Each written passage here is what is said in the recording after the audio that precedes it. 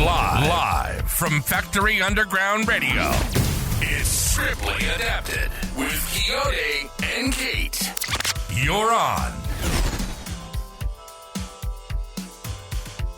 Yes, y'all. You dropped a bomb on me. The Gap Band. Nothing. Absolutely. I don't hear you either. Yeah. Oh, there we go. Are. Little there bit. you are, Kate. Give me some juice. Give me some juice. All right. There you There we are. go. Why is this mic so What's loud? going on, everybody? Welcome to the show. Welcome to Scriptly Adapted. We made it back. Here 2 at weeks. Factory Underground Radio. Give it for us. We're back. A 2-week hiatus. 2-week hiatus. Was that on purpose, or it just kind of worked out? Yeah, we that did our way, right? spring cleaning. Oh, that's what I'm gonna add that to our intro. We just spring cleaning, and then we last week we shot another episode of I'm Just Saying with Pastor Ray. Yes. our podcast with our pastor. And, Yes. Look out for that. So, like Kate just said, I'm just saying we tackled the topic of overcoming discouragement. Yeah. Which Well, is Pastor Ray tackled it. We just Pastor sat Ray. there and listened.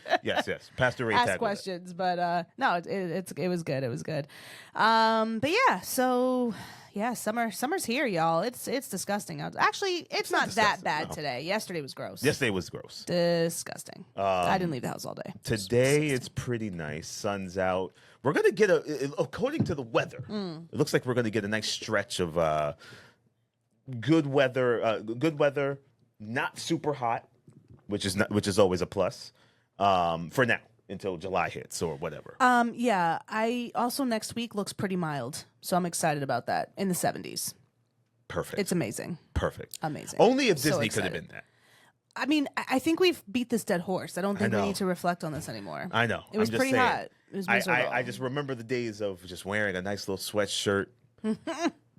Oh, you want to talk about picture perfect? That's like the perfect time to go to Florida. That is period. correct. Waiting online wasn't an January, issue. February, March, would you say? Maybe, perhaps. Even April, I think. But May through August, nah. The tricky thing Even is September's rough. I don't know. Well, yeah. Now the tricky thing is, Kate, is leaving from here to get to Disney during those months. Right, and then coming back, you don't know if you're going to make it. Exactly. It's weather. Weather's all the time. Just The weather screwing is you up everywhere. unpredictable. But yeah, summer plans. Saturdays, we produce content for y'all. We do this show because we love it. We're passionate. But we were talking this morning, like sometimes our neighbor, we saw her leaving the house, going to the beach. And I was like, one Saturday I would like to just kind of do that. Now, how do we- Go well- sit on the beach all day for Okay, 3 how or do 4 we hours. know she was going to the beach? She had on a bikini and a beach top, so I would say that was Okay, a that's pretty pretty- good that's pretty- assumption pretty that she accurate. was on her way to the beach. Good Yeah. observation, Kate. Good Thank you, observation. Good thank you. observation. But yeah, I think it would be. I think it would just be nice, we were talking about this, like your responsibilities versus your needs, right? Like, or your wants. You got to find balance. There's things that you have to do, that you have to take care of for the upcoming week, like meal prepping and laundry and food shopping and cleaning and all these things that you may not get to during the week. But then in the summer, it's hard because you want to be out. You want to do stuff. Like, for instance, today in Stanford, we have an arts and crafts street fair on Bedford Street from 10 a.m. to 6 p.m., June 13th today. I would love to go do that and walk around. It's not so obliteratingly hot outside that it would be nice. But it's like in the back of your mind, you're like, oh my God, I gotta go make food. I gotta go do something productive. No, people, sometimes it's okay to just enjoy life and enjoy what you want to do. But yeah, so Arts and Crafts Fair in Bedford, 10 a.m. to 6 p.m. Also, following week, June 21st, from, I don't know the timing. I think it starts at 1. They're having Norwalk legend, jazz legend here at Factory Underground to have a concert. It's free admission. You guys can get tickets, score tickets on Eventbrite. So we definitely That might be a must, suggest yeah. that you guys check that out. But yeah, it's Good point, Kate. You know what? We gotta yeah, find tell me. things to do around the. His name is Horace Silver. Horace Silver. Yeah, he's Nice. he's a Norwalk native and jazz legend. They're featuring Phil Bowler, Vinnie Coutreau, and the Horace Silver Legacy Quintet. It's going to be June 21st, starting at 1 p.m. here at Factory Underground. And it is a free concert, but they do ask that you reserve and get a ticket. It's hard bop, soulful jazz, timeless legacy. I love it. That sounds The like poster's awesome, man. That sounds like a plan. Yeah, you guys should check it out. Like I was gonna say, I think we should start finding things to do around the city that, or around surrounding towns that, like community events like that, or arts and craft things. Or Norwalk has a list of great stuff coming out, which is very interesting. And I saved it. Oh, look at you, huh? I saved it because we're going to be doing these things? Yes, I think we should. I think we should. Are you going to help me meal prep and season foods? Yeah. Well, I'd help you. First of all, I love the fact that you have a gray shirt on right now. I mean, it suits you very well. And also, I love the fact that you can wear gray and not in this heat and not have to worry about sweating. Well, like I can't do that. Here's the trick. I can't do that. I'd be sweating everything. Like it's crazy. Like Here's I couldn't the do trick, that. Kate. The trick is that you have to wear a tank top underneath the shirt. What does that have to do with your to underarms? absorb the sweat. But I'm talking about your underarms. I don't sweat on my chest. I sweat on my underarms. Well, the underarms. Okay, yeah, that too. But you know what I'm saying? But wait, let me see. I still got to looking show for you. the list. Yeah, All I got to right. show you this. Well, while we're looking for that list, y'all, in a couple of months, I will be celebrating a milestone birthday. Can you give it up for me? Can you give it up give for it me? up for Kate. Thank you. And the age will remain on the low. Well, since you brought it up, no, it's kind of almost obvious. Right? How is it obvious? People have pegged me for much younger. That's true. Oh, I'm sorry. Before Kate gets here into we her go. birthday, Okay. the summer concert series at Calf Pasture Beach in Norwalk. Starting June 24th, they have Gospel Night. Oh. July 3rd is Soul Amazing Independence Day celebration. It's your birthday. Yes. We got Men of Soul on July 15th, which is Motown Soul. Bruce Springsteen tribute, Ray Charles tribute, Billy Joel tribute, Jazz Night. I love that. Sounds like a great. Can you send that to me? Yeah, sounds like a great time. Norwalk is it's such a hoppin', artsy town, city. Has a lot of stuff going on. So there's stuff. I love when towns and cities have summer lineups. People are always want to be out looking for things to do, enjoying their weekends, enjoying the weather, especially up here in the Northeast, y'all. It's like my mom always says. When I say to her, "Oh, it's Sunday," and she's like, "Oh, every day for me is Sunday because I am retired." I'm like, okay. So I feel like for people who live down south or in warmer climates, every day for them is like this, 75, 80 degrees. They're out all the time. But up here in the Northeast, people, when we actually have seasons and it snows and rains and it's cold and damp, we want to be out. We want to enjoy the nice weather. Yes. Yes. So I'm looking forward to. We actually have added a few things to our agenda for today. But again, I was heading into my birthday plans. Yes, go ahead, Kate. I'm sorry about the birthday plans. I do have an idea that I would like to do. Okay. Maybe it gets done. Maybe it doesn't. Maybe it looks a little different. But there's an idea. Wait, you can't go into planning a thing for my milestone birthday and be like, maybe it gets done, maybe it doesn't. Like, who says that? That's so disrespectful. Maybe we'll celebrate, maybe not. But we'll see. Everything's a maybe. What I do know for sure is that I've taken 2 weeks off from work, and I am Look at you, Kate. so excited. I can't even tell you. When's the last time you even did that? I've never done that. Not consecutively. Never. God. Nah. Well, I'll be taking a week off for my birthday in July, the look first at week of you. July. And since there's no plans really, I think we could No. think we I could fill have our, things our are percolating. week. Percolating. Oh, really? Well, I'm not taking a week off, so you're gonna fill your week. I'm not. I go for my usual. I go for my my massage. That's your usual. My massage at the sketchy Asian spots. Oh my God, you're gonna get hate mail for that one. That's terrible. He didn't mean it, y'all. No, I didn't mean that. He did. But I go for the massage. I go for a little lunch. I may see a movie, and then come in and bother me while I'm working. Yeah. Okay, great. It's a full week of just me doing nothing.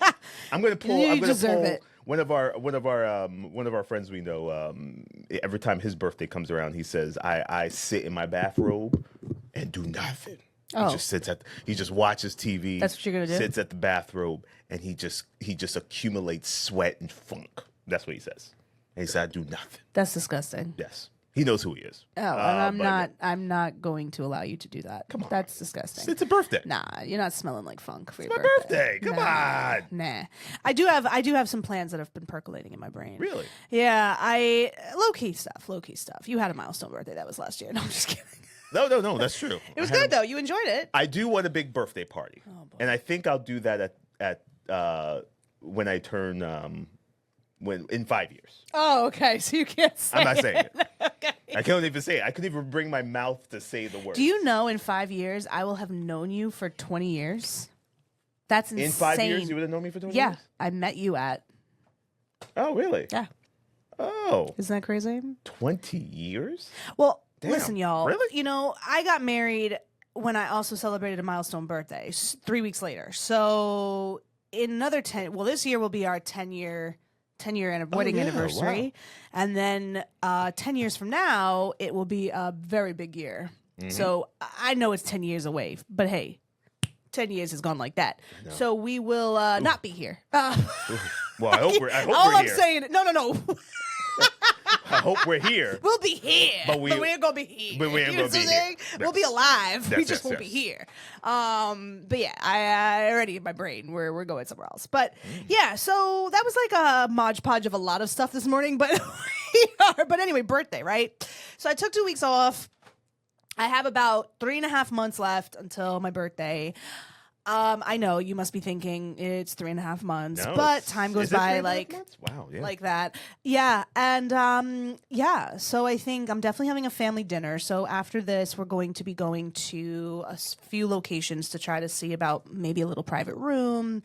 There's a restaurant here in Norwalk called Greer's. Shout Great out to Southern Greer's, man. style food. Actually, like right across the street from where we are. Yeah. We've been there a couple of times. The food's very good. The service is very good. So I'm looking forward to seeing what their private room looks like. And not crazy, just immediate family, keeping it cute. As you get older, those things matter to you. You know, Absolutely. So yeah, maybe a little mini trip here. I say we just go to Disney, but that's a gamble because September's hot. That's It's what I'm still saying. hot here, so I don't even want to know what it's going to be like. I think we have to play Florida. that one by ear. California, though, may be more decent than Florida. I'm open to it. Let's do it. California may be more Disneyland? decent. Yeah, let's do Go it. there and maybe San Diego. Love San Diego. The weather is Listen, But I do want to do the other Weather's thing you want to perfect. do. I want to see Louisiana. I do want to do New Orleans and But Nashville. you and talk all about those things. hot. Oh, I know. That may be Yeah, the hottest. I know. What's I don't know. We Nashville gotta talk too. about it. And it's funny, I'm not ordinarily a fan of country music, but the history alone in Nashville, I just want to go and see it. Like I want to experience that. I wanna go and have good eats. I mean, yeah, I think birthdays also too should be a celebration of doing things that you've never done, places you've never been, with people that you love, and so I definitely want to do something different. Yeah. So yeah, family dinner's on the docket. Massage for sure. Yeah. Okay. So we'll see. We'll you see. know? We gotta organize the timing of Are we everything. doing jewelry? Because Okay, we have a milestone birthday, and then 3 weeks later we have our 10-year anniversary. So there has That's to crazy. be something in there. You know what I'm saying? I already have your gift. I know what don't I'm know. getting you. I have no idea. I know what I'm getting you. I have no idea what we're doing. I'm definitely getting you a gift. But I will. But I'm close to finalizing. What are you finalizing? I'm close to finalizing. We just gotta. How rude! Yikes! That just made me Jeez shiver a Louise, little bit. we're not closer to the unspeakable. It know. shall not be mentioned. Good lord! No, we're not that close. No. No. But we'll see. No. We'll see what happens. We got to just organize the week properly. because there's a lot of I got to get stuff on the calendar. Yeah, I get you. I get you. So yeah, we'll see what happens with that. Kate's birthday coming along, guys. We got to tell you, man. We raised up some conversation with the Whitney versus. Listen, what I is don't it? know. Whitney versus Mariah versus Christina. Yeah, Whitney wasn't really in it as much. She was mentioned briefly, but it wasn't. It was mostly Mariah and Christina. Yeah. And then we had also the Michael Jackson versus Prince. Michael Jackson versus Prince. Guys, yeah, it's all preference. You yeah, marks. Yeah, like it's all come present. on, relax. It's all preference. No one's out here saying you're wrong because you like. No one's Mariah. wrong. It's fine. No, and I never said I didn't like Mariah. You all dragged me. Let's just be clear, okay? The trolls are trolling. That's all I'm saying. The trolls are trolls. Let's give a bomb to the trolls. Let's also give a whip to the trolls. That's your applause, okay? That's what y'all deserve. Y'all get bombs. But I never once said in that clip that Mariah was not talented, and I actually very clearly said that she has made her mark on the industry, right? Inarguably. So, I think everybody's preference. Yeah, man. And listen, I seen Prince in concert. Prince was amazing. I didn't see. He's no Michael. I never got to see Michael. In my opinion, he is. Michael and Prince are like 1A, 1B. Yeah, exactly. But I know what it is? I grew up more listening to Michael's music fully. But you know what it is? You know what I'm saying? I think it's art. It's like Whitney Houston, and even more so. Michael Jackson is not. It's not just about the music. It's about his overall contribution to the industry, the mark that he made on the world, who he was as a person, his family's history. I think it's just the, overarching picture. Prince, while extremely talented, also a cultural icon, but I don't know if he achieved what Michael Jackson did at the level that he did. I think it was different. I think because Prince did do something for the industry that a lot of artists are now doing, which is owning what you do. Correct. And that was major. Owning your name, owning the rights to your music, owning your catalog and all that stuff. Prince made better business people out of the artists today. That's true. That's what I would say. But thanks for all the comments and love and hate. I guess. All that good stuff. I could go a little without that. Jeez, you want hate with your breakfast sandwich? Like, what's happening? Yeah, I know. Sheesh. But keep it locked, y'all. We got more. And welcome back. It's Saturday morning. Scriptly Adapted here. Factory Underground Radio. I'm your boy Kayode, joined none other by Kate. We had our opening just a little while ago, but now it's time for our morning brews, morning news. Some stuff is happening. My San Antonio Spurs. Oh, God. I'm dropping bombs on the Spurs today. You were so because upset. You're not wearing a hat. No, I'm not wearing a hat. Yikes. Because they did not finish the job. I'm sorry. Up 29 by the half and loses that lead in a drastic, dramatic choke job fashion. It was great. Was unbelievable. I'm rooting for the Knicks. But I'm still rooting for the Spurs. Why? Why would you do that? But don't get it twisted, guys. I don't hate the Knicks. I'm a Spurs fan first, but if the Knicks happen to win, I'm happy for the Knicks. I got a Knicks hat. I'll rock the Knicks hat for a little while, up until next season. The entire country's rooting for the Knicks. They haven't won a championship in over 50 years. I get it. And yes, the Spurs will win a championship within the next 10 years with Wemby and that team. They're a super young team. This is their first time in the playoffs like this in the finals. Well, there you go. They are not mentally equipped for this moment, which is fine. And like Magic Johnson said yesterday on ESPN's First Take, don't get it twisted. This is a learning experience for the Spurs. Yeah. They're going to come back. They're going to learn from this, and they're going to get theirs in the next few seasons. Wait, so my question is, if they win tonight, Spurs win. Yeah, if the Spurs win, Goes back to New York for a game 6. So then the Knicks would have to win game 6 then to win the championship. Yeah, okay. So it's either tonight or it's either tonight or game 6. But in my opinion, I would like them to win. Listen, in my opinion, The Knicks. Do I not? Okay, listen, Kate, I can't believe you're a Knicks fan. I'm not a Knicks fan. Let's get it right. Sorry, you like I am the story. rooting for the Knicks right now because they are the underdog, and I want to see the underdog win. Don't you dive bomb me? You did the same bull junk with the Mavericks. So? You had no business rooting for the Mavericks that year. But you rooted for it because you liked Dirk Nowitzki's story. That is true. I hate everything about your sports watching. Yikes. Your sports watching is just bad. Also, I have girl sports math. So if they're up by 2, just 2 shots and boom, they tied it. And then now it's a game. Yeah, Kate, no. I can't do that with you. Listen, don't be mad. In my opinion, Kate, though, let me ask you, since you're a new Knicks fan. Sure, absolutely. I'll weigh in. In your opinion, tell me. If the Knicks win tonight, they win the championship. Yes. Do the Knicks should the Knicks do everything they can to win tonight, or do you try to win on your home court? Not saying you're going to blow the game, but you want to win in New York. Okay, that's true. What's your thoughts? I think both of them are great.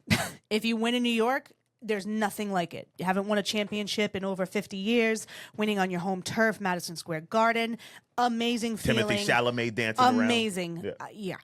But there's something to be said for beating someone on their own turf and winning a championship. That gotta feel good. But I would go for the former rather, and want to win in New York. But that's hard because they're in San Antonio tonight, aren't they? They're in San Antonio tonight. So that means you're gonna have to take us to Game 6. Apparently.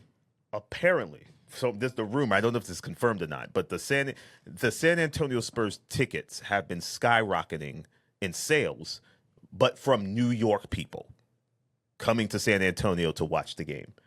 And apparently, San Antonio allegedly has blocked or sent memos to those who are trying to buy tickets outside of the zip code of San Antonio. Why? Because they don't want that arena to be full of massive Knicks fans. So this is all. I saw. I woke up. I saw it on Instagram. I don't know if it's true. I don't know if it's a true story, but that's some grimy stuff. San Antonio's pulling to not have that crowd be so New York. But yeah, listen, Brunson's great. He'll be the greatest Knick ever if he brings that championship home. Mm-hmm. This Knicks team has shown that they are good, very good, and they can beat anybody. I just don't want them to beat my Spurs, but it's okay. I get it. It's not my Spurs time, but we'll be back if this is the end tonight. We'll be back. Yeah, I would love to, but you know where we'll be, guys? We'll be watching Disclosure Day in an air-conditioned movie theater because my husband just conveniently forgot that tonight was Game 5 I of the NBA miscalculated the championships. timing of that. Yes, Yeah, I did. just friggin' wonderful. So I'm gonna have to keep that in. I don't know. I don't want to watch it live, and I also. Why wouldn't you want to watch it live? I don't want to watch it live, Kate. Why? It's just too hard to watch. It's too hard to watch. You don't understand. Oh, you don't understand. But yeah, Spurs fans out here can't even be fans without being assaulted in the streets of New York. Guys, be better. Be better. What's wrong with you? Shame. Give a bomb to those delinquents out there.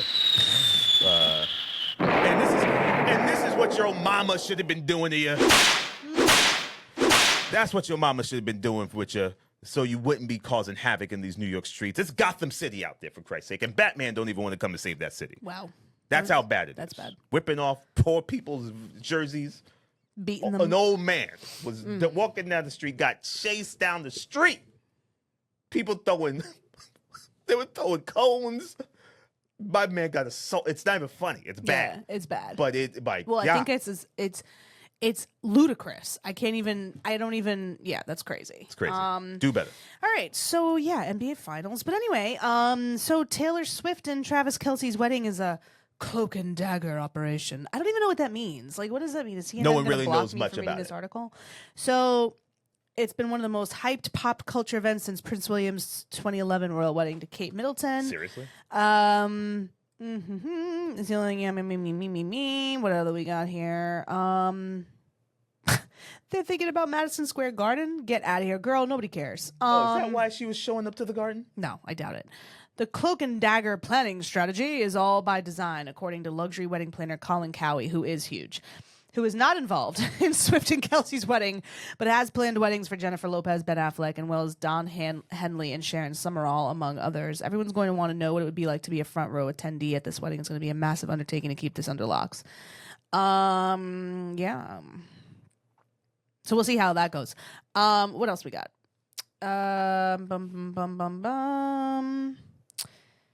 Anthony Head from Buffy the Vampire Slayer. Man, listen, Buffy the Vampire Slayer was a cult classic of a show back in the 90s, early 2000s, late 90s, early 2000s. It was just great. I grew up on it. It was Sarah Michelle Gellar at her best. Anthony Head, who played the beloved librarian, can't remember his name, died recently at 72. So they are all paying homage. That's 2 stars from that show that are gone now. Him and Michelle Trachtenberg. Damn.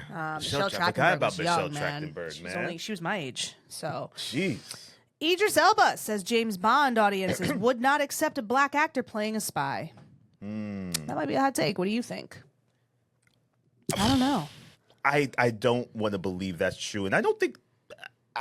Who did you say Hollywood won't accept them? Yeah, Hollywood audiences. I don't believe that. I think Hollywood because it's Idris Elba, number one, and number two.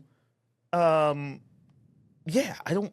I think people would have accepted Idris Elba as I thought so. As long as the movie is solid, the script is good, the acting, all of that has to work for him. It can't be a whack, terrible trash movie. But I will say, yeah, I would have minded seeing Idris as James Bond. That would have been dope, actually. Yeah, I think so. But yeah, that would have been dope. I'm just trying to think. Is there a better younger actor? I don't want to put Michael B. Jordan in everything now that he's won the Oscar, but I could see a young. No, not. As I could Bond. see it. It'd be cool. Not as Bond. No way. Yeah, maybe. Nah. No, maybe not. No. Nah. You know who? Tamsin. Oh man, I forget the actor's name. Taron Egerton? No. Oh. He's He'd be a good No, Bond. he was in F1. Oh, I can't help you with that. While you're looking that up, though, we'll talk about someone else who died. Peebo Bryson, timeless tenor of Disney ballads and R&B legend, died at 75. That's sad, man. What's happening? Peebo Bryson was only 75? Yeah. Wow. Yeah. It's just like you don't have much going on here. I mean, there's just tons of stuff that's just depressing. Yeah. Damn, that's Peebo Bryson. I remember Peebo, man. Peebo was Damson Idris. Sure. Do you know this actor here? Nope. You can't see it, the guys on the screen, but I'm showing Kate. Not at all. You don't think? No. I don't know. I don't know him. No. I don't know. Would you think? I mean, I don't know. I'm looking at a He gives stagnant me- picture of him. I need to gives see me him more of acting. He gives me more of a rugged edge for a James Bond, like almost similar to what Idris has a rugged edge. Idris does, but I like him as a younger version. Why are we doing a younger version Damson of Idris. Bond? Is that what's happening? Well, the rumor there was a lot of rumors about where they were going to go with the Bond thing. It could have been young. They were thinking younger. They were thinking older. They would. I don't know, but I like Damson Idris. That wouldn't be a bad. He would not be a bad Bond, actually. And I know if I think my aunt is listening, if she knows the actor, I think she would probably agree. He was in the F1 movie with Brad Pitt. I think he probably would make a really solid Bond. Interesting. Yeah. I don't know if I like it. All right. Well, listen, guys, that's all I got for Morning Brews, Morning News Entertainment Edition. Thank you, Kate. You're welcome. Thank you, Kate. Me some man. Cyndi Lauper, bro. That's who we should also Number one- do as an artist highlight, Cyndi Lauper. Kate, it didn't sound like Cyndi Lauper, did it? Well, it says I know it Cyndi says Lauper. Cyndi Lauper, What? but Yeah. the voice doesn't sound. I don't know. Like... I don't know her voice that well, but no, I love that song. It's very long, but I do like it. It's a great song. But listen, guys, we're back with the couples topic of the week. Yes, the couples This could topic be a of the week. spicy one. Couples topic of the week, man. I think this is spicy. Might be spicy. You think so? I think it might be spicy. Well, I think it would be spicy for those who may have things that are of value in this topic. Okay. What's today's topic, Kate? Tick. Should you sign a prenup? Should you sign a prenup?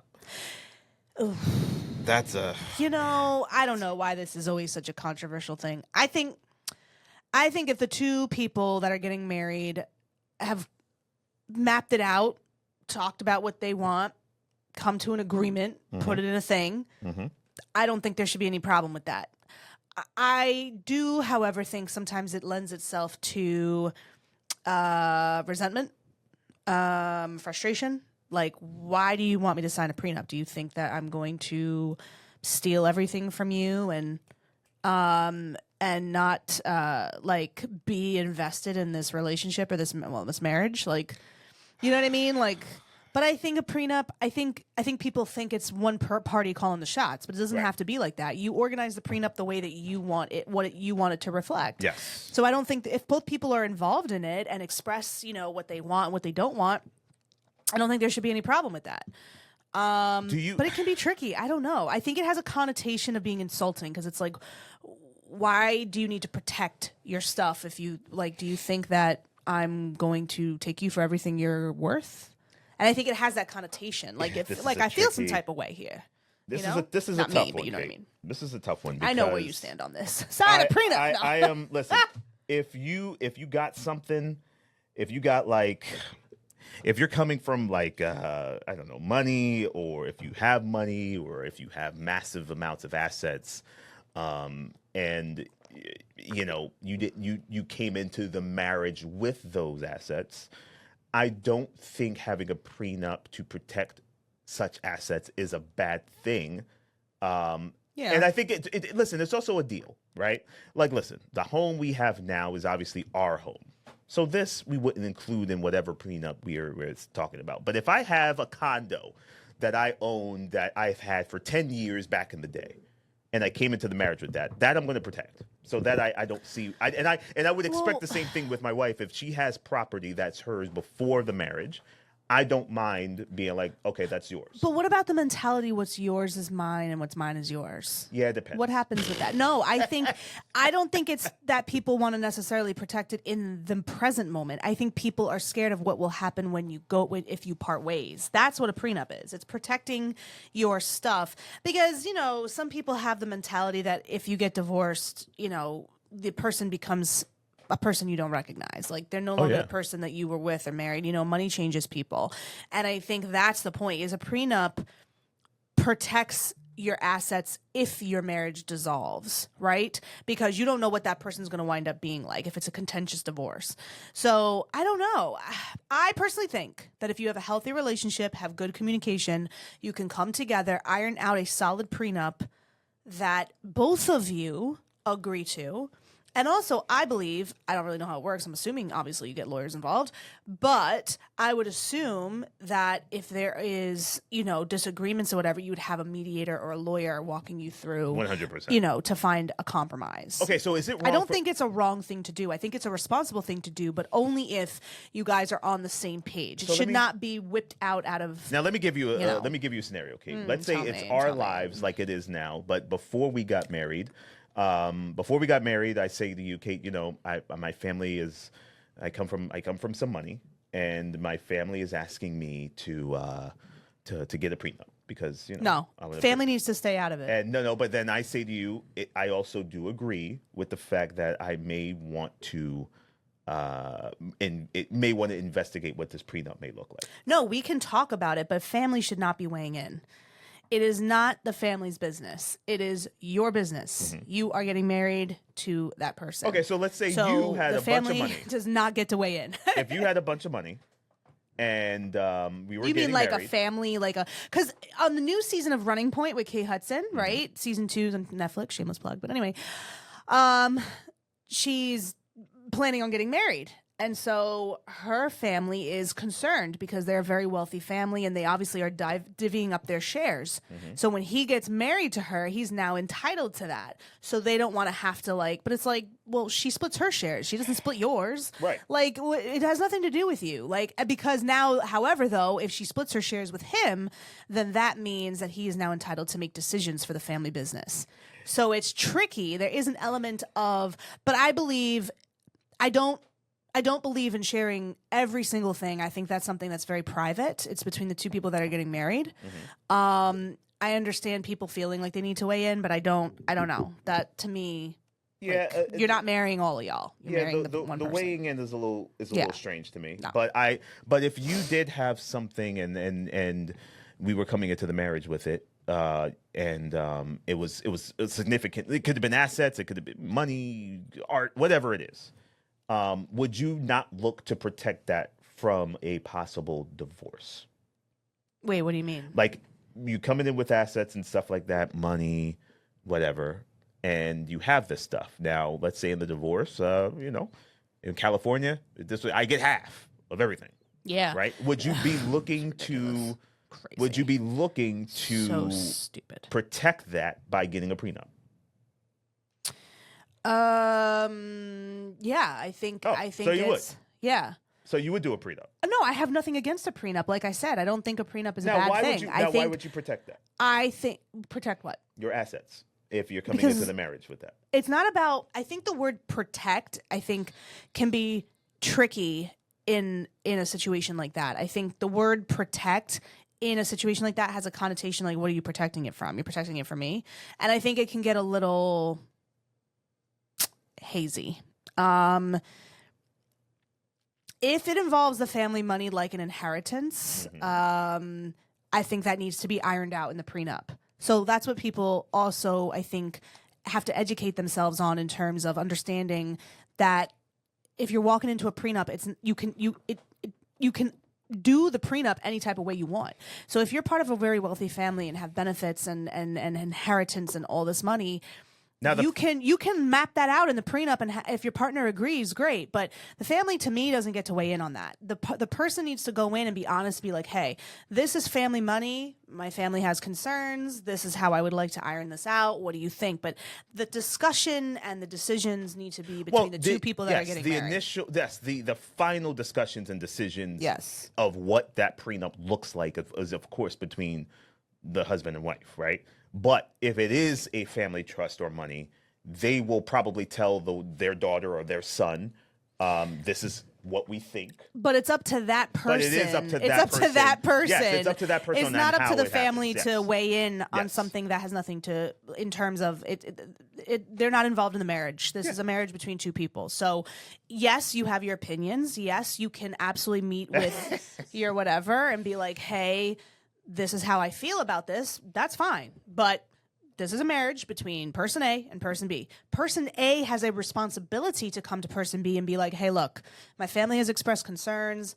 I may even have concerns. This is family money, family inheritance. But also, if you are coming in as one, those things that you do have to talk about, but it now also you're marrying the person. So if you really have if you are of the mindset that what is yours is mine and what's mine is yours, then you have to come to some sort of agreement about how you can split.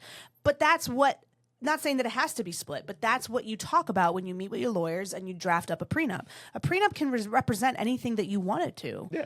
So it doesn't mean that just because a family has concerns that the person has to storm into a marriage and be like, well, I'm getting married to you, so now all your money is mine. No, not necessarily, but you need to talk about that. But do I think the family should weigh in terms of being involved in discussions and conversations? No, absolutely not. No. Absolutely not. I wouldn't involve my family only if it was money that was tied to all of us or tethered to all of us somehow, like a family trust, like you just said, right? Yeah. Or a piece of property that's worth a lot of money that we're Right. all entitled to. Right. That's when a it different becomes conversation. tricky. That's tricky. Correct. But if it's Correct. my individual wealth that has nothing to do with my family, then that's our decision. But the thing is, like I even said, even if it's a family, the reason why it was an issue in that show I was referring to was because it wasn't just a matter of him having her splitting up her shares. It was because what they were concerned about was that they were running the company. So as soon as you get shares to something, you are eligible to make decisions about what you have shares in, because technically you're an investor when you have shares, right? So that's what they were concerned about, because I don't think it ever has to do with the dollar, with the paper. It has to do with everything that comes with that: status, decision making, wealth, inheritance. It has to do with the dissemination of all of that.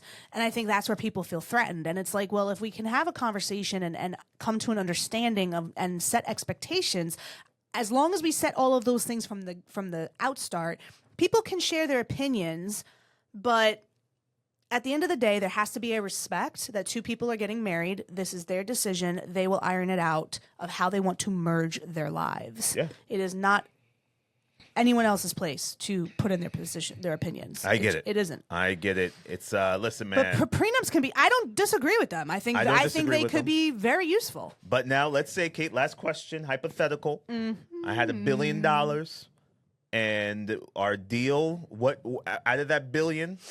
We're doing a prenup. How much do you think you're entitled to? When we get divorced? When we get to divorce. Yes, when we get divorced. Yes. Half. No. Man, that lends itself to another question, right? You didn't answer the question. Wait, no, I will, but but piggybacking off that for a second, that lends itself to another question. So what if you build a business together, but now your spouse is the face of the business? Like a perfect example, Kyle Richards from Real Housewives of Beverly Hills. She was with Mauricio when he was nothing, when he had no money. She helped build that business, with sweat, blood, tears, raising their kids. Doesn't that stand for something? And now, if they get divorced, they're separated currently. Wait. If they get divorced, I believe also too, she says that half is hers. Now, how she categorizes that, I don't know.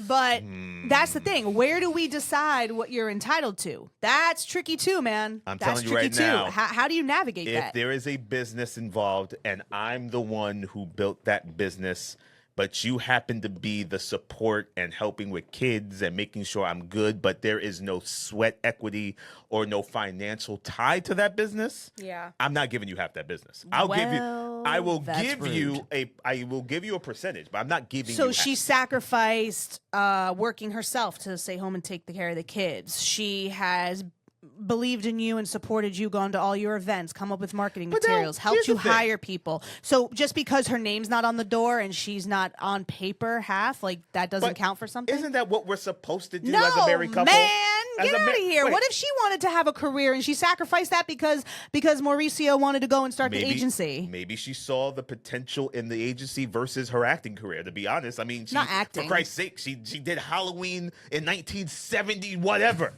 I mean, what are we talking about? Little House on the Prairie. Little House on the Prairie. What are we talking about? She's not still seeing royalties. If she was Nicole Kidman or Kate Winslet-isk, that's different. I'm not talking about an acting career. I'm talking about a career period. Her dreams, her goals, things that she had that she may have wanted to do, but she put on the back burner to support her husband. If you are a business that benefits the whole family, not just him, it benefits all of them. If you are a man of morals and ethics and compassion and love and whatnot, you would not leave that woman high and dry with nothing. But half, I think, forget morals and compassion. We're talking legality. What are we doing I think half here? is crazy. Half is crazy. No, not in the state of California, he's going to need to pay her half. Yes. That's law. But I can't give half. I'll give anything but half. Niall goes, "Who raised you?" I'll give anything but half. Anything but half. Not anything but anything but half. So we're talking a quarter. Like like a quarter and 3/5. Like what are we doing? 35%. 35%. 35%. Listen, 35%. Give me 49.9. 35%. You said anything but half. 35%. I'm at 49.9. You can still be majority stakeholder. Listen, 35% of a $5 billion business ain't bad. You know what I'm saying? That's a drop in the bucket. Not bad. Are you kidding me? You're good for life. Stop it. You're good for life. Stop it. Everybody wants to be Jeff Bezos' ex-wife. Okay. Listen, everybody. So if I had $1 billion, you want half? Why not? You want half? Yes, man. Being married to you and cooking 3 different meals and everything. You know what I'm saying? This is hilarious. Listen, I'm just listening. That's right. That's knows? Right. I listen. That when that day comes where Kate and I are having the discussion at the lawyer's table. Oh, God. Well, not if that. Well, yeah, you know what I mean. Like if that ever comes, right? And we happen to be doing well, I would never ever leave Kate high and dry with not just half. I would give you the dog as well. Wow. I'll give you the dog. The dog is yours. Not the dog. We can't co-parent the dog? The dog is yours. Apparently, Michael was not happy with Diana and wrote this song, Dirty Diana, based on how he felt about Diana Ross. Yikes. And I hope in the next half of this bio, true? of this What did she do? biopic. I don't know, man. You know, Michael and Diana were close. They were cool. Oh, were they? Who knows what? Who knows? I couldn't even take a guess. Are you standing up right now? Yeah, I'm standing I don't think ever in the history of the show you've stood up for the show. All right, so we are back with our Rotten Tomatoes segment of the week. Yes, yo. We got some stuff to bring to you. Movies we watched, shows that are out that must be talked about. First things first, Kate, Scary Movie is out. We're a little late to the party, but we saw it, and it was good. It was good. It was good. I mean, you know, not as laugh out loud funny as I was expecting. not as laugh out loud, but the Wayans brothers have their stamp all over this film. It is an FU to the studios. It is a hey, we are back. It is a we didn't lose our touch. And it is the rejuvenation of the R-rated comedy, all in one. It was all of that. It was all right. I don't know. I was expecting better, and I think sometimes that's what happens when you hype these things up and then they just fall short. It was. I mean, you were definitely laughing more than I was. Yeah, because a lot of the When jokes. his mask keeps turning. The is mask turning. hysterical to me. That is funny. The mask turning. Yeah. Every time something happened was amazing. Every time. But yeah, it's not a good film in terms of like award season good. Like, but it's funny in terms of like, there's some there's jokes in there that you will only get if you knew the Wayans comedy. Yeah. If that makes sense. Like there's jokes in there like that. But not laugh out loud funny. It was good. What would you give it letter grade wise? Like a C. Yeah, I give it like a C. Oh my God, we agree. Yeah, for I give it once. like a C. Wow. It felt good to see the Wayans again, Yeah. and they did a lot of throwbacks to a lot of horror movies and all that stuff. Yeah. It was entertaining. It was in that entertaining, aspect. just not. It was meh. I got to watch Masters of the Universe. How was that? Give it up for Masters of the Universe. I was not going into this film with any expectations. I saw it in the Dolby Theater, which means it will blow out your eardrums. It was loud, CGI steroids all over it. It was action. It was funny. The acting was actually pretty decent. The actors for the roles were pretty good. Well, not pretty good. They were really good. And there was actually personality behind each character. Okay. He-Man himself, Adam, was excellent. excellent He-Man. Wait, who I played was him? shockingly surprised. Who played him? Oh my God. Oh no! Oh, here we go. I don't All know. right, look I it was up. shockingly surprised in the film. It was actually very entertaining. Okay. The only and Skeletor. First off, Jared Leto as Skeletor Come on, Jared Leto's great and everything. was so good. Yeah, He he's was great. funny. He I was like him. sinister. He. There was again the writer wrote characters. These TV cartoon characters with like a lot of heart and personality. Like you. It was just so much layers to them. It was very interesting. I love Jared Leto. He's weird, but he's a good actor. Yes, it was Nicholas Galazine who played Prince Adam, aka He-Man, and how they got to their names was also very clever. Just overall, really nicely done film. Super 2026 Guardians of the Galaxy meets Thor Ragnarok kind of feel and look to it. Okay. Yeah, that's a must. Thor Ragnarok was actually very good. I think it was one of my favorite Thors. Yeah, that was excellent. Yeah. So it's just very polished, very glossy, very special effect driven. Just really well done. Okay, well, I love that you went and saw it. I am not upset that I did not. So, no interest. But coming up, very exciting. Obviously, tonight we'll be seeing Disclosure Day. We'll have a full review for you next week. Steven Spielberg's film. They're saying it's one of the best films he's ever done, or 20 years? in over 20 years. Minority Report is one of my favorites. Oh, God, it was that's so it. That's boring. within the last 20 years, right? Yeah, Minority Report was a what? little bit over that. I think 2005. I think it came out. Was it 2005? Okay, so just a little over. But yeah, Minority Report. Oh no, 21. Yeah, 21 years.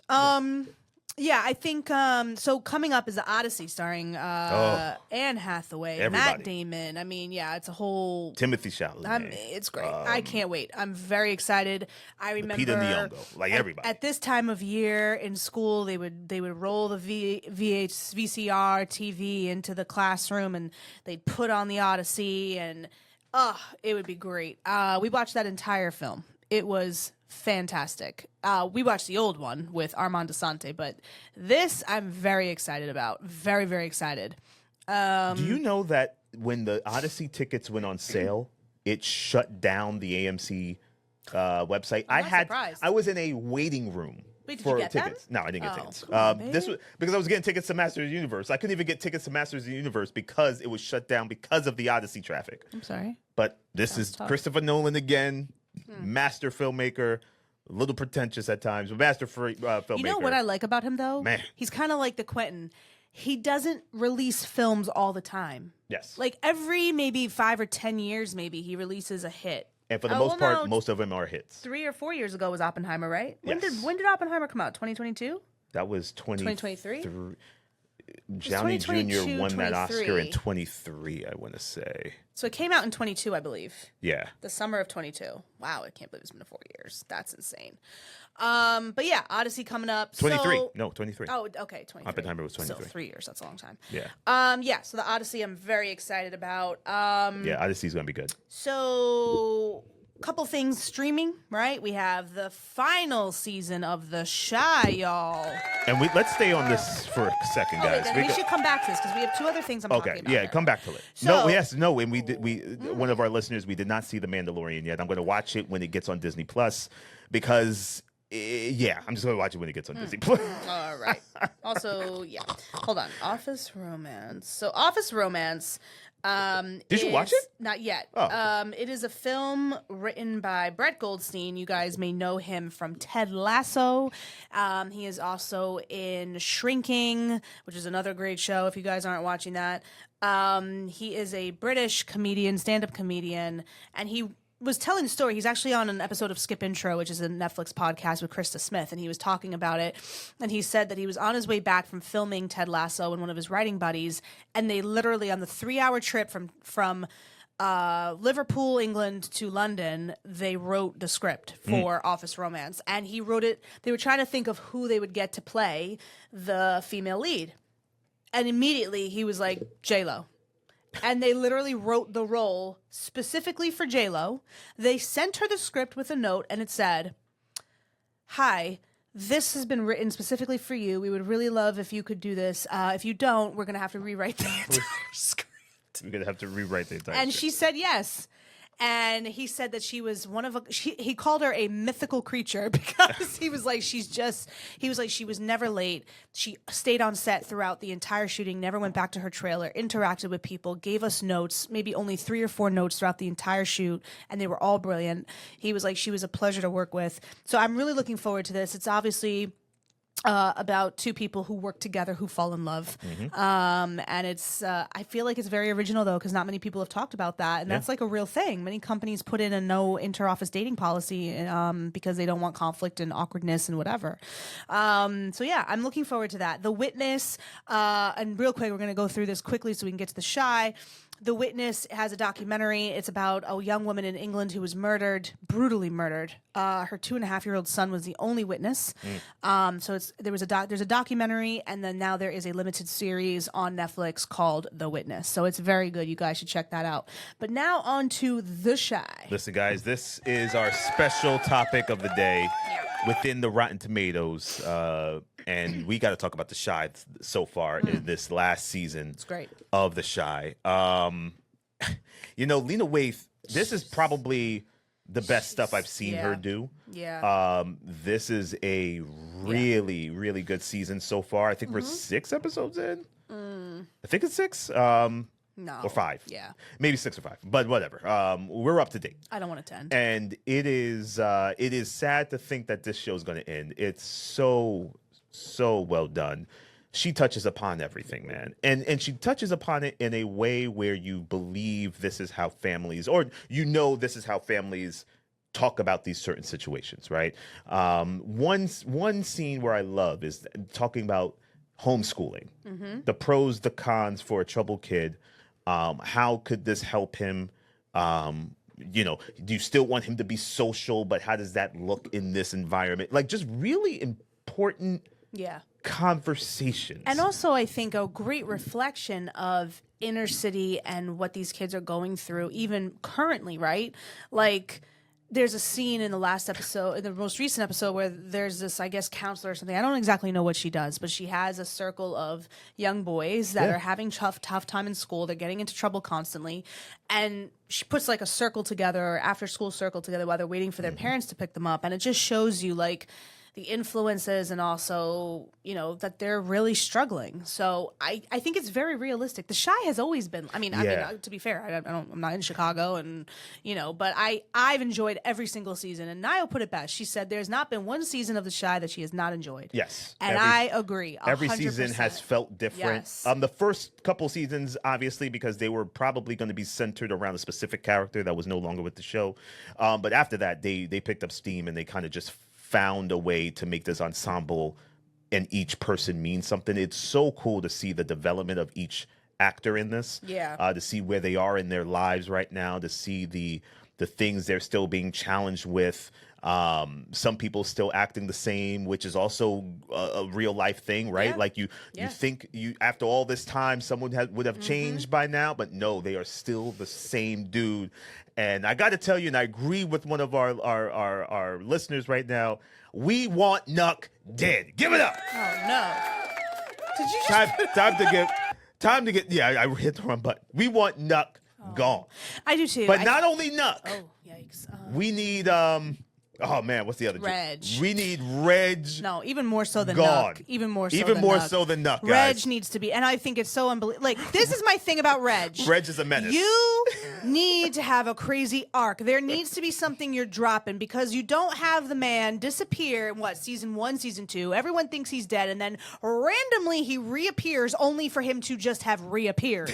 There has to be something there. There has to be something there. Like, what does he miraculously turn good, or there's like this underhanded strategy? What's going on here? He can't. I don't want it to just be like, okay, Reg is back. Like, no, that's dumb. Where was he for the entire series? Yeah. What are we doing? So he needs to go by. Reg and now, Nuck. if you had to pick one character that you think will not make it to the end of the series, who would it be? Oh, let me. Who do you have a feeling about that you think is gonna die? I think besides the ones like a Reg or a Nuck, from the main cast, I'm looking at the cast now, and I'm gonna vote. Man, I think Bakari's gone. Yeah, me too. I think Bakari is. I think Bakari is gone, bruh. I just get this feeling. I don't know. I get this feeling Bakari. It's going to be either Bakari.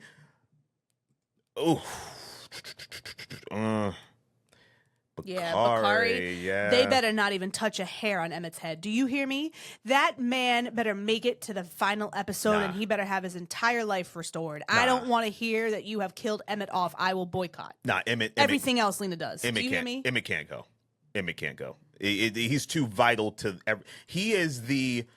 He is the center of the thread that branches out to everybody. Correct. It can't be him. That would be a massive disappointment in the show. I don't even know. That wouldn't work. But yeah, Bakari. Who are you? How about you? Bakari for sure. And I've said that. I've said that since last season. I think when you have a character like Bakari who has this innate yearning to break free and be different and have a different type of life than he's been dealt, I think anytime you have a character like that, it doesn't always work out like that. So you're thinking a hood tragedy in terms of like not a hood tragedy, the kid that wrote a book, wants to do better, keeps getting sucked back into the world, and then I'm not even saying he's gonna get, because honestly Nuck could have, well, if there are people that have not watched, I'm not going to spoil it, but there could have been a situation where he could have already died. But he did not. One person says Jake. You know, I thought that too. But he hasn't. I thought that too. But I'm not asking it who you want to see. I'm saying who do you think Now, I thought that too. I don't think Jake is long I for don't this think world. Jake has been a factor in this season yet. I think he's just kind of been in this. Yeah. You know, he's been on the side with certain storyline, but he hasn't. But yeah, I don't think it will be Jake. I don't think it'll be Papa. I don't think Papa gets touched, but I do see Papa killing someone. Yeah, I think he's Papa's gone dark. Papa's going towards the dark side. Yeah, I don't know, man. I hope he, you know, it's interesting though, because I love to see characters. You know, as a writer, you have to be very careful because you want to round your characters out, but you don't want to do it so much where they become the complete and total antithesis of who they were. Yeah. This isn't wrestling. We don't have baby faces and heels. You see what I I mean, you there? do. No, you do, but not. could be, yeah. But it doesn't work. You can't have a beloved character like Papa, right? Who has always been quote unquote good. But it could speak to the fact of how much loss he's had in his life. Mm-hmm. So don't say any other loss because people may not have watched this current season. But yeah, I don't know. I think Lena Waithe has done something really creative and really great here. And I think it's been a great show to watch. We've thoroughly enjoyed it. I will be sad to see it end. All the good shows are ending this year, man. Maybe Emily in Paris. Maybe she does a spin-off. Maybe there's some. Maybe there's a character how many that. spin-offs do we need? Maybe guys? there's a character that she spins off of. Maybe Emmett leaves with his family and they go somewhere else. Honestly, I think Emmett's had enough growth in the series to have a spinoff. I don't think he needs a spinoff. He's grown enough in the series to get the point. The spinoff also is to see how someone functions on their own, right? Yeah. Like, and I think Emmett's done that. So I don't know. We may see Papa kill Nuck. Oh, geez. We may see that. Yikes. But anyway. What a massive turn. So, guys, listen. Final season, I think season 8, right? Of The Chi is streaming now. Paramount. You guys should check it out. Showtime, Paramount Plus, all that good stuff. Yeah. Yeah. Now, Kate, you have your chick flick of the day.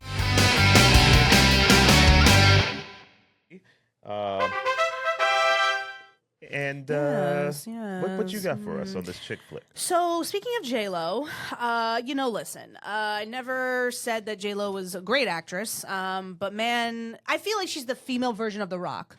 She's done she can get away with doing any movie. But The Rock is a better performer. No, I know, but what I'm saying is like she's just making movies. You know what I mean? She's out here making movies and nobody cares. So this was a long time ago. This movie was 25 years ago.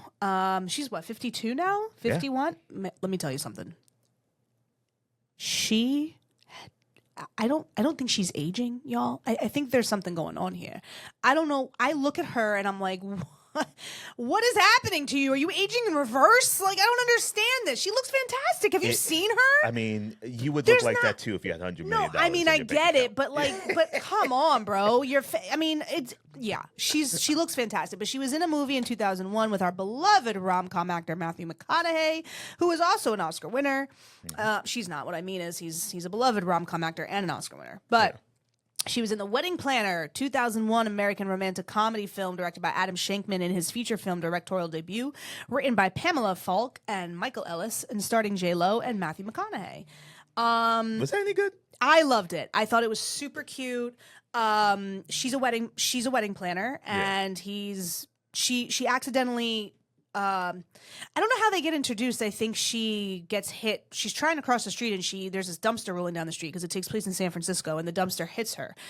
She gets knocked out, and he happens to be on the street, and he meets her. So that's what's called in the industry as a meet cute, right? Mm-hmm. So he's a doctor, so he takes her in, he patches her up, and then obviously in the moment there's sparks there. But what she does not know is that she gets assigned to his wedding, I guess. And so she meets him again. And then it's about this whole thing of how they navigate feelings with each other, knowing that he's getting married. And she's trying to get married to a childhood acquaintance named Massimo. So she plays an Italian wedding planner. Her name is Mary Fiore, and I don't know how I feel about that, but she's being reintroduced to childhood acquaintance Massimo by her father Salvatore, who wants them to marry, but Mary declines. So she hopes that her boss Jerry. Why didn't they just make her a Puerto Rican woman? Like, why? Well, this is also 2001, Kayode. Remember, I feel that? Like if they did that now, they'd be crucified for it. But back then, it's like, So it's very cute. I really enjoyed it. I will I'll watch it every now and again. But yeah, they have feelings for each other. So it's good. You guys should check it out. It's cute. I'm sure you can find it anywhere now. The Wedding Planner grossed $60.4 million in the United States and Canada and $34.3 million in other territories, racking it up to almost $95 million. In the United States and Canada, the film grossed $13.5 million, actually on its opening weekend, which was Super Bowl, opening at number 1 at the box office. Lopez's second album, J-Lo, reached number 1 on the Billboard 200 the same week, making Lopez the first entertainer to achieve a number 1 album and film simultaneously in the same week. The Wedding Planner received generally negative reviews from critics. On the review aggregator website Rotten Tomatoes, the film holds an approval rating of 17%. Whoa, wow. Yeah, don't you bomb my chick flick? I don't do that to Blaxploit. I'm sorry. No, I was bombing that they bombed. Yeah, but still. Sorry. The consensus reads, instead of being light and charming, this romantic comedy is heavy-handed and contrived in its execution. Also, it's too unoriginal. Yikes. But yeah, it's cute. You guys should check it out. The Wedding Planner starring J-Lo and Matthew McConaughey. Thank you, Kate. Give it up for Kate's chick flick. The Rotten Tomatoes portion of this show. We got should we do the other one, Kate, or should we save it? What do you think? Yeah, let's save it. Wet people's palates. All right, we'll save it. But guys, we do have a new artist highlight of the month this week. Oh, this month or period. We had just artist highlight. Yeah, artist highlight. Whenever we feel like finishing with the artist, we'll finish with the artist. You are the worst. But keep it here though. Oh yeah, coming up. Keep it here because we got more show for you. Deal with God. Yikes. Yikes. What's going on, Kate Bush? That was rough. You know that song? What is that? I've never heard that song before. Are you kidding me? Nah. Kate, that song Where's that went. from? That song went crazy with Stranger Things. That's no when wonder all these kids started downloading old songs from the 80s because they were watching Stranger Things. They were like, "Oh, this is cool. Let's go back to retro days and listening to Kate Bush and all that stuff." Yeah. And also an sounds like episode something of that would be in The Handmaid's Tale. She was also that song was used as well. But welcome back to the show, y'all. It's Saturday, scriptly adapted here, Factory Underground Radio. We just wrapped up our film portion of the show. We brought you things we're watching, a must see. The Shy, if you're into The Shy, or if you haven't watched it, that's a must see. Movies we've already seen. Masters of the Universe, very fun. You could take the kids actually to go see it. And now we bring you our artist highlight, given to us by Kate. Kate, who we got this time for the artist highlights? None other than the incomparable one album, and that is good enough, artist because of her impact in the industry, Lauryn Hill. Yes, Lauryn Hill.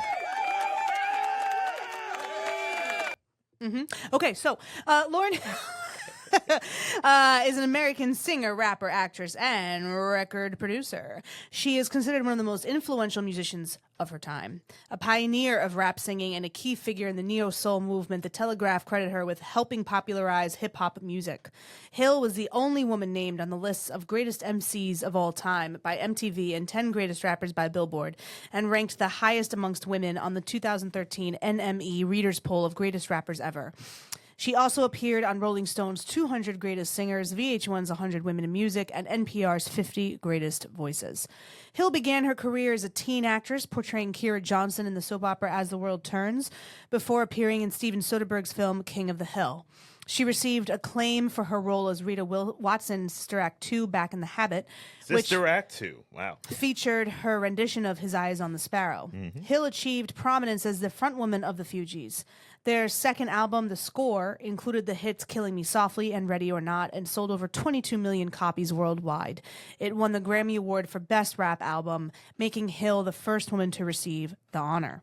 Her debut solo album, The Miseducation of Lauryn Hill, that came out in '98, debuted atop the Billboard 200 with the highest first-week sales for a female artist at the time, and became the first recording by a female rapper to be certified diamond.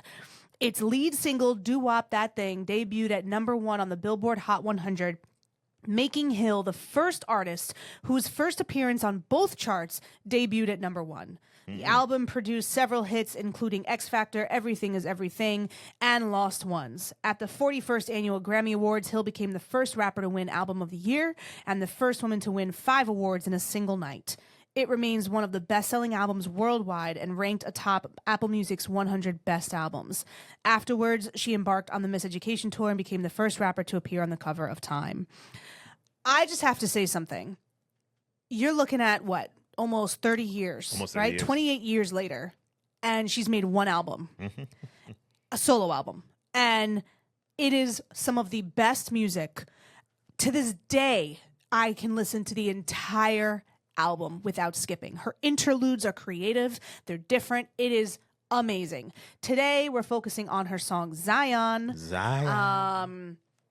It is a deeply personal track by Lauryn Hill from her 98 debut album, The Miseducation of Lauryn Hill. Featuring Carlos Santana on acoustic guitar, the song recounts Hill's decision to carry her first son, Zion David Marley, despite pressure from others to prioritize her burgeoning music career. It's wonderful. It's amazing. You guys should check it out. For all you young people out there that have no idea who Lauryn Hill actually is, do some research before listening to her music. Yeah, man. Her album is incredible. I am a huge fan. And this is Zion. Zion, y'all. Listen, thank y'all for joining us for another episode of Scriptly Adapted. The great Lauryn Hill is going to take us out. You can follow us on Instagram, YouTube, Facebook, all those good things. Our website, scriptlyadapted.com, to check out any old shows, any archives that we have that you guys want to check out. Even the first show where we were just like on bootleg camera, just talking about movies and stuff. Yep. Thank you guys for the journey with us as we grow and get bigger. Thank you as always. Until next time, peace out, y'all. Kate, Yeah. peace. Toodles. You're just listening to Scriptly Adapted on Factory Underground Radio and Live 365. Follow us on Instagram, Facebook, and YouTube at Scriptly Adapted.